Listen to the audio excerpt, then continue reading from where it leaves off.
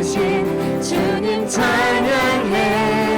나의 영원한 생명 되신 예수님 목소리 높여 찬양해. 다시 한번 주님 한 분만으로, 주님 한 분만으로 나는 만족해. 나의 모든 것 대신 주님 찬양해. 나의 영원한 생명 되신 예수님 목소리 높여 찬양해. 주님의 크신 사랑 찬양해. 나의 힘과 능력이 되신 주 나의 모든 삶 변화되었네. 크신 주의 사랑 찬양해. 처음 다시 부르겠습니다. 주님 한 분만으로 나는 만족해. 나의 모든 것 되신 주님 찬양해. 나의 영원한 생명 되신 예수님 목소리 높여 찬양해. 주님의 크신 사랑 찬양해. 나의 힘과 능력이 되신 주 나의 모든 삶 변화되었네. 크신 주의 사랑 찬양해. 주님의 크신 사랑 찬양해. 나의 힘과 능력이 되신 주 나의 모든 삶 변화되었네. 크신 주의 사랑 찬양해. 하늘 영광 버리고 이 땅 위에 십자가를 지시고 죄 사는 날 무덤에서 일어나 하늘로 올리셨네. 주의 이름 높이리.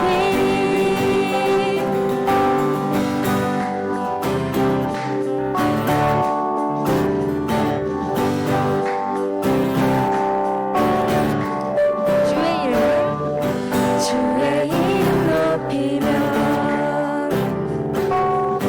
주를 찬양하나이다. 나를 구하러 오신 주를 기뻐하나이다. 하늘 영광 버리고 이 땅 위에 십자가를 지시고 죄 사는 무덤에서 일어나 하늘로 올리셨네. 주의 이름 높이리. 하늘 영광 버리고 이 땅 위에 십자가를 지시고 죄 사는 무덤에서 일어나 하늘로 올리셨네. 주의 이름 높이리.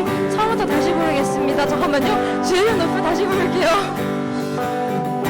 주의 이름 높이며 주를 찬양하나이다. 나를 구하러 오신 주를 기뻐하나이다.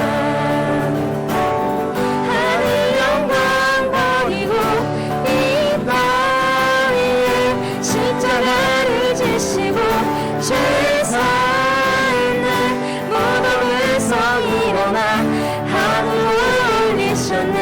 주의 이름 높이리. 하늘 영광 버리고 이 땅 위에 십자가를 지시고 죄 사는 무덤에서 일어나 하늘로 올리셨네. 주의 이름 높이리. 아멘. 그 다음 우리 마음 정돈하며 같이 꽃들도 보도록 하겠습니다.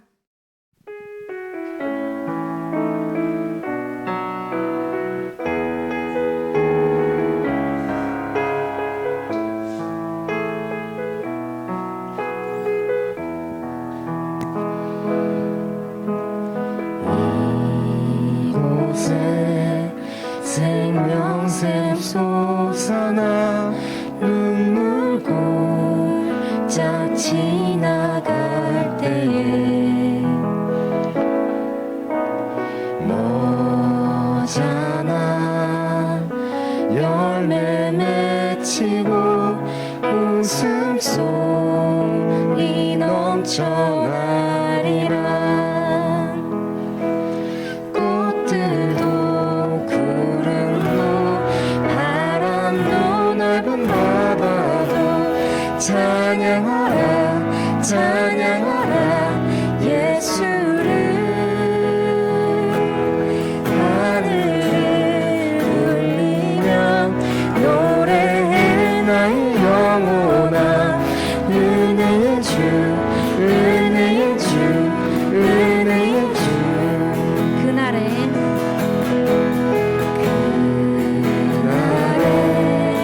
하늘이 열리고 모든 이가 보게 되리라. 마침내 꽃들이 피고 영광의 주가 오시리라.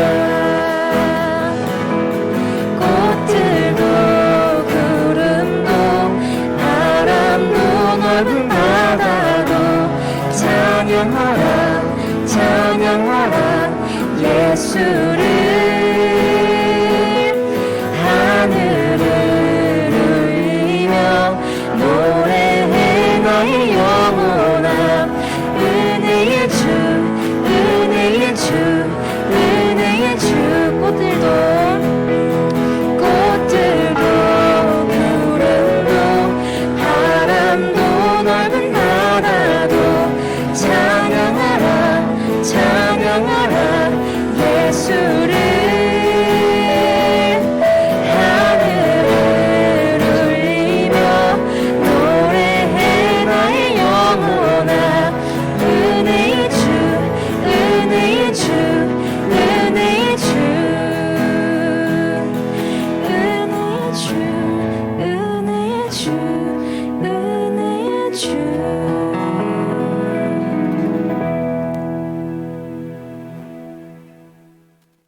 예, 모두 자리에서 일어나셔서 사도신경으로 우리의 믿음 고백하겠습니다. 나는 전능하신 아버지 하나님 천지의 창조주를 믿습니다. 나는 그의 유일하신 아들 우리 주 예수 그리스도를 믿습니다. 그는 성령으로 잉태되어 동정녀 마리아에게 나시고 본디오 빌라도에게 고난을 받아 십자가에 못 박혀 죽으시고 장사된 지 사흘 만에 죽은 자 가운데서 다시 살아나셨으며 하늘에 오르시어 전능하신 아버지 하나님 우편에 앉아 계시다가 거기로부터 살아있는 자와 죽은 자를 심판하러 오십니다. 나는 성령을 믿으며 거룩한 공교회와 성도의 교제와 죄를 용서받는 것과 몸의 부활과 영생을 믿습니다. 아멘. 오늘 예배 위해 기도드리겠습니다. 하나님 아버지, 오늘도 이렇게 예배를 드릴 수 있게 하심에 감사드립니다. 추워져 가는 날씨 가운데에서 시험 기간이 끝나 놀고 싶은 마음 가운데에서도 온 고등부 친구들의 정성과 시간을 드리는 예배를 기쁘게 받아주세요.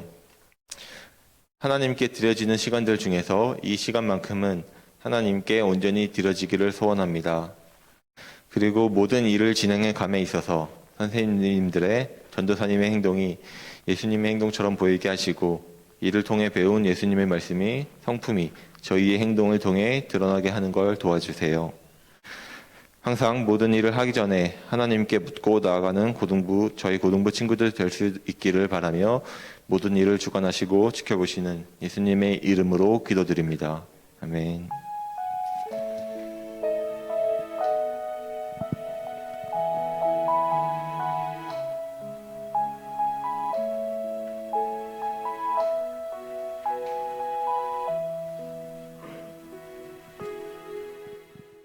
오늘의 말씀은 누가복음 10장 25절에서 37절까지의 말씀입니다.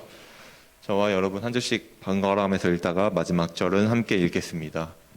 어떤 율법 교사가 일어나서 예수를 시험하여 말하였다. 선생님, 내가 무엇을 해야 영생을 얻겠습니까?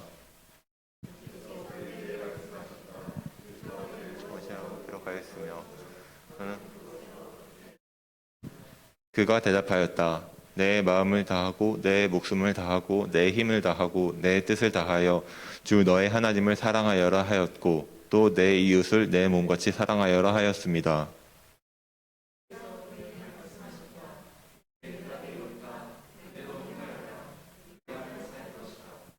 그런데 그 율법교사는 자기를 옳게 보이고 싶어서 예수께 말하였다. 그러면 내 이웃이 누구입니까?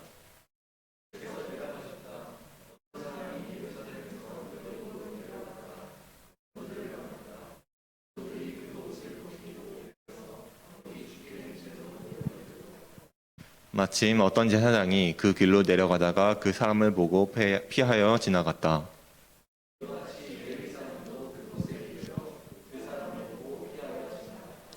그러나 어떤 사마리아 사람은 길을 가다가 그 사람이 있는 곳에 이르러 그를 보고 측은한 마음이 들어서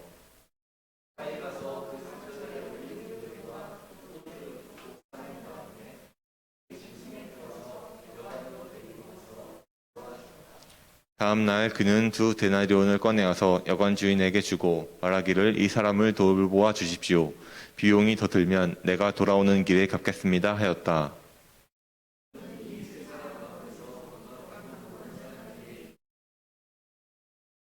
같이 읽겠습니다. 그가 대답하였다. 자비를 베푼 사람입니다. 예수께서 그에게 말씀하셨다. 가서 너도 이와 같이 하여라. 아멘. 홍성래 전도사님께서 말씀 전해주시겠습니다. 네, 여러분 오늘도 모두 이렇게 만나뵙게 되어 반갑습니다. 우리는 지금 3주 동안 이웃을 사랑하라 라는 이웃사랑이라는 주제로 계속 말씀을 듣고 있습니다.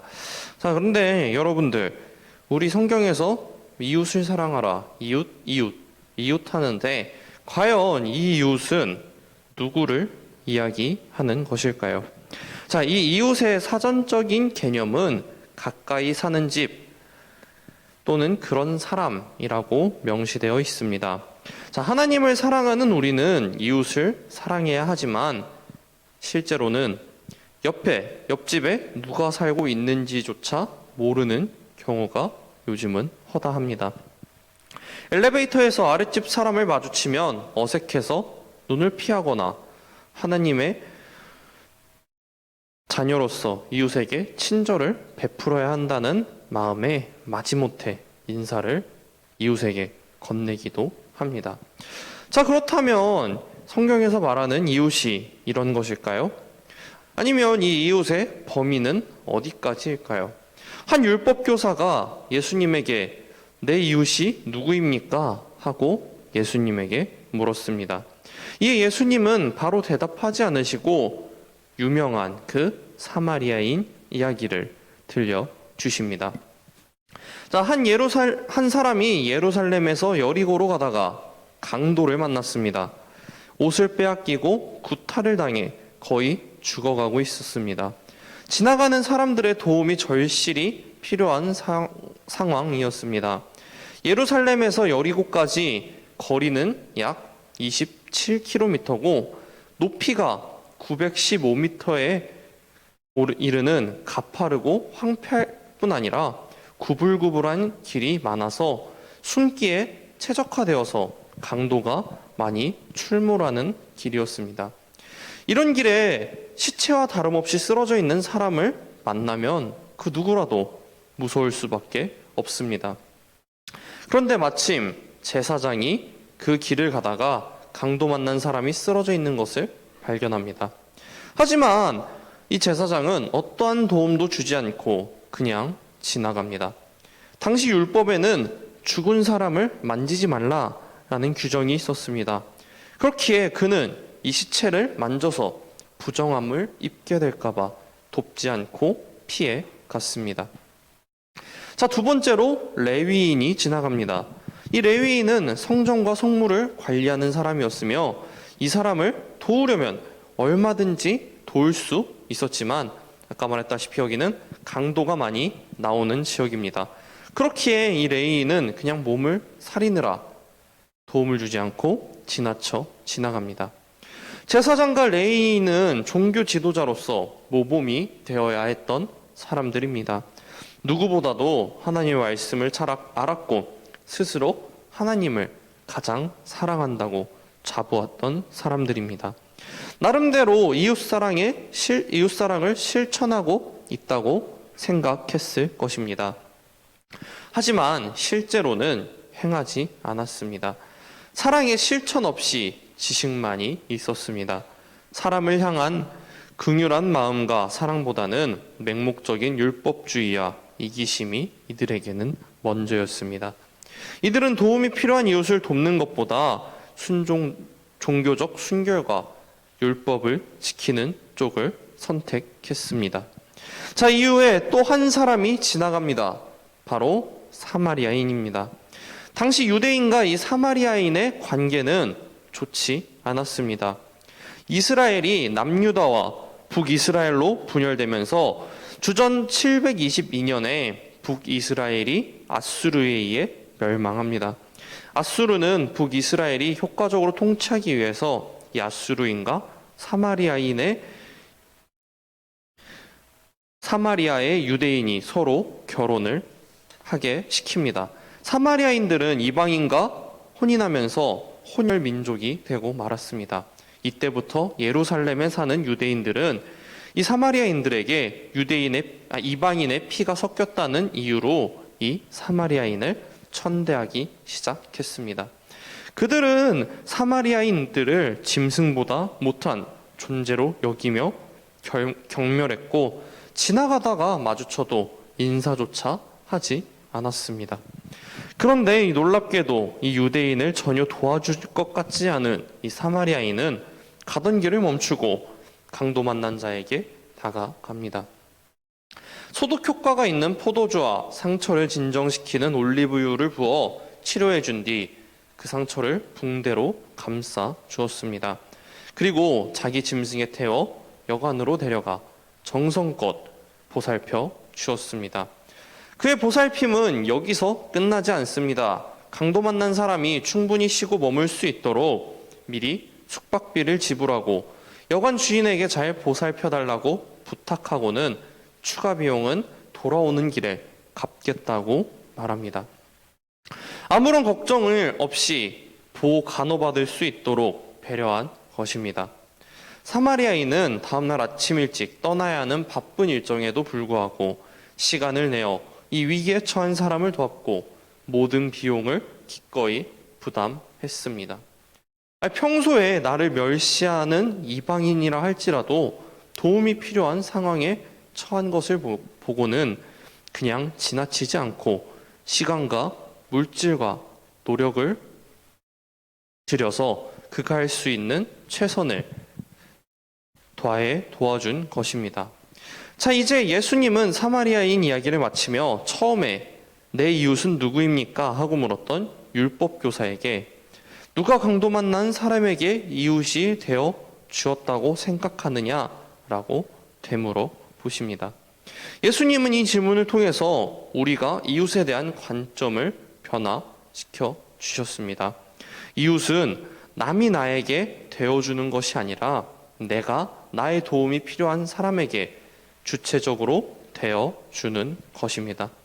나의 이웃이 누구일지 생각해 보는 것이 아니라 내가 누구에게 이웃이 되어줄 것인지를 발견해야 합니다.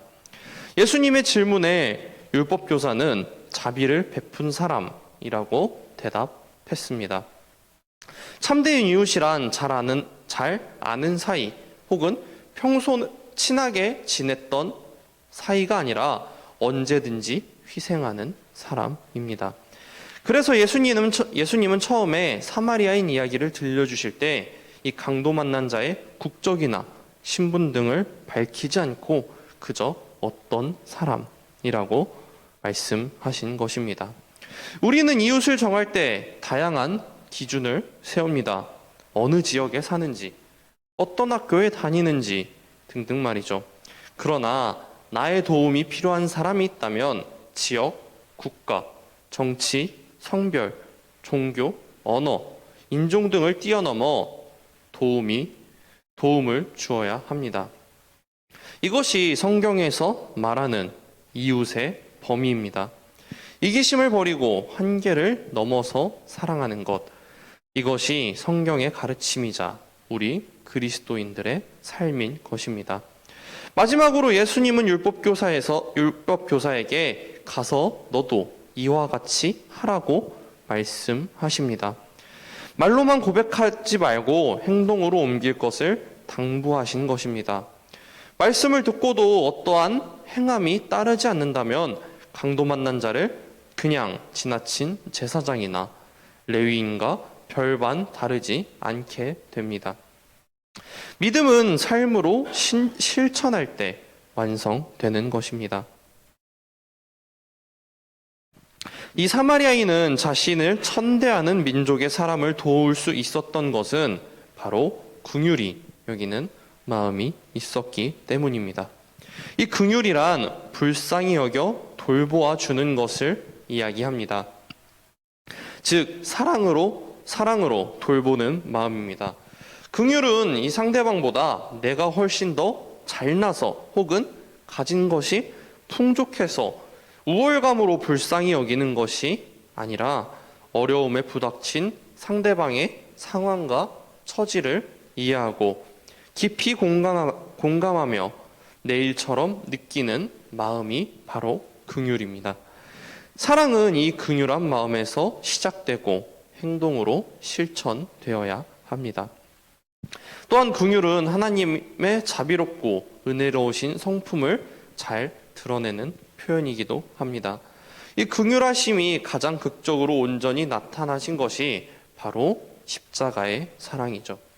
죄인된 우리를 긍휼히 여기신 예수 그리스도의 은혜로 우리는 죄에서 구원을 얻었습니다. 또한 예수님은 긍휼을 삶으로 몸소 보여주셨습니다. 연약한 자들을 찾아가서 그들을 돌보아 주시고 다정히 대해 주셨습니다. 배고픈 자에게 먹을 것을 주시고 아픈 자를 치료하시며 가난한 자들의 필요를 채워 주셨습니다. 외로운 자와 함께 식탁에 앉고 슬픈 자의 눈물을 닦아 주셨습니다. 이처럼 그리스도인은 사회 속에서 약한 자, 연약한 자에게 사랑의 도움을 베풀어야 합니다. 이처럼 그리스도인은 사회 속에서 약한 자, 연약한 자에게 사랑의 도움을 베풀어야 하며 이것을 우리는 자선이라고도 합니다. 성경에서 이 자선이란 말은 구제, 자비, 베품, 나눔 등 여러 단어로 표현되는데 이 자선이란 단어를 히브리어로는 찌다카라고도 하죠. 라고 합니다. 근데 이것을 영어로 번역하면은 정의, 즉 저스티스라고 번역이 됩니다. 남을 돕는 자선을 정의라고 하는 이유가 무엇일까요? 남을 돕는 행위는 내가 기분이 낼 때 하는 것이 아니라 반드시 해야 하는 일이기 때문에 정의라고 번역을 한 것입니다. 자, 성공을 최고로 여기며 바쁘게 살아가는 세상에서 낮은 자, 연약한 자에 대한 불편한 시각도 우리가 살아가는 세상에는 분명 있습니다. 저기 저 낮은 자에 있는 사람들에게 아니 너가 노력하지 않으니까 이 사회에서 낙오된 거야 라고 이야기하는 사람들도 있습니다. 하지만 우리들은 그들을 향해 하나님의 지혜와 사랑이 드러나도록 애쓰는 것이 바로 우리의 역할입니다. 우리들은 사람의 시선이 아닌 하나님의 시선으로 그들을 바라보아야 합니다. 자, 최근에 돈줄 내준다라는 말이 생겨났습니다. 한 번쯤은 들어보셨을 거예요. 돈과 혼줄 낸다를 합친 말로 사회에 선한 영향력을 행사한 곳에 착한 소비로 보답하겠다는 의미로 생겨난 신조어입니다. 1년 전에 온라인을 통해 한 18살 고등학생이 올린 편지가 한번 화제가 된 적이 있습니다. 자, 어떤 내용인지 우리 영상을 통해 볼 텐데 아직 제 영상을 못 옮겼어요. 한 1분만 기다려주세요.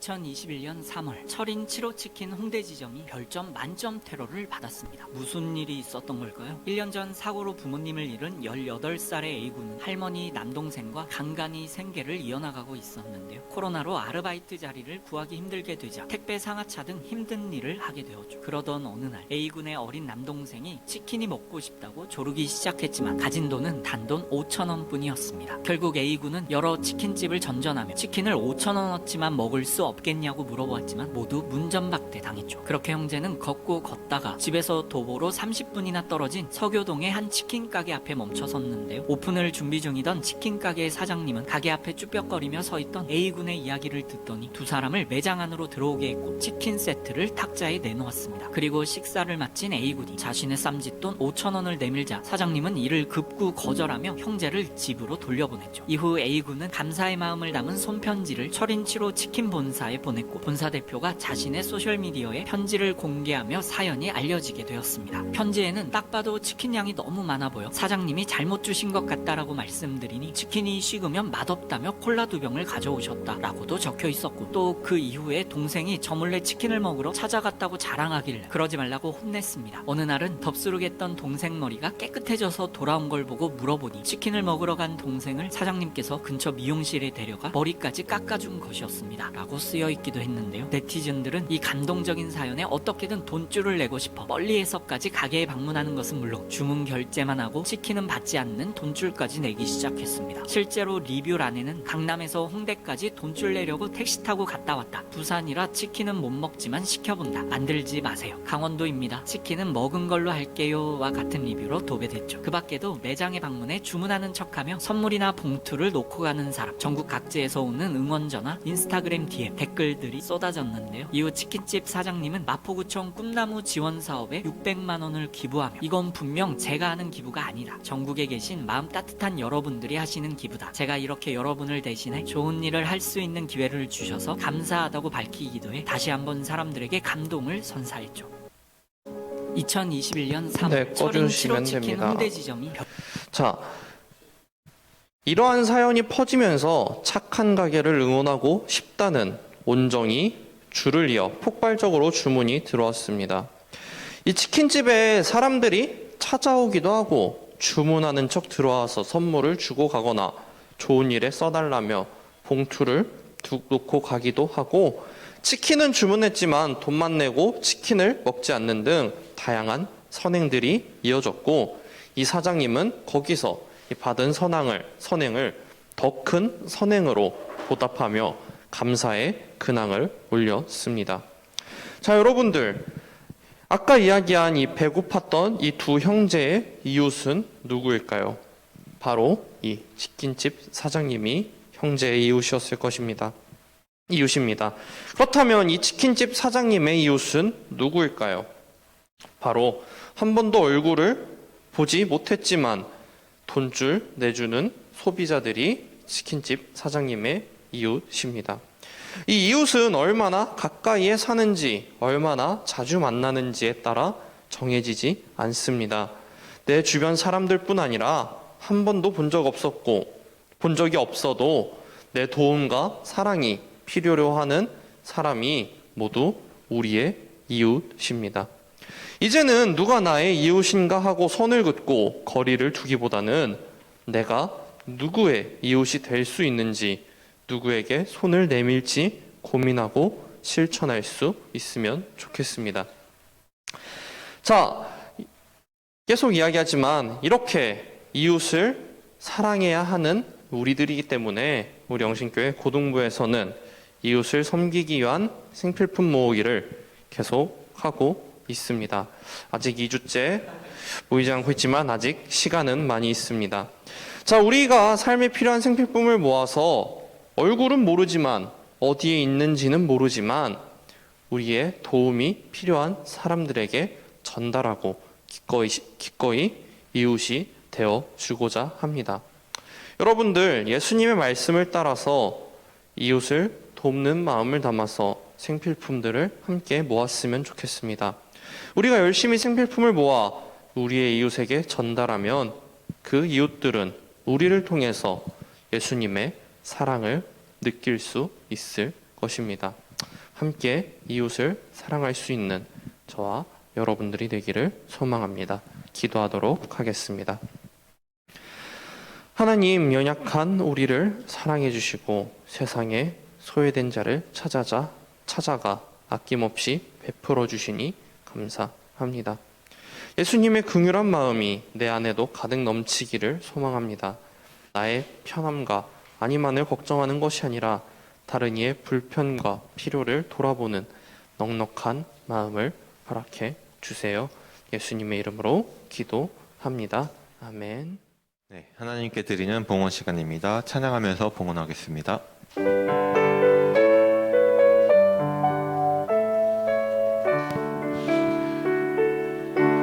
주님께 드립니다. 주님께 드립니다. 나 비록 가난하고 부족하지만 주님께 드립니다. 주님께 드립니다. 오 주님 부디 받아주소서.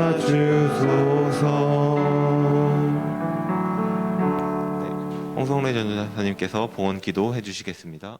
기도하겠습니다. 사랑 많으신 주님, 오늘도 우리가 나와 주님의 성전에서 예배를 드리고 주님께 찬양드리며 기도를 하고 주님의 말씀을 듣게 해주심 너무나도 감사드립니다.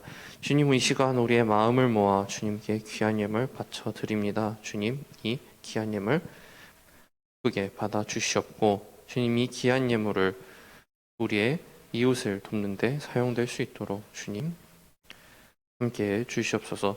주님, 우리가 우리 주변의 이웃을 찾아가기 원합니다. 또한 우리가 이웃의 선을 정하지 않고 이 세상 모든 사람을 우리의 이웃이라고 생각하며 내 이웃을 내 몸과 같이 사랑하라는 그 예수님의 말씀을 실천하기를 원합니다.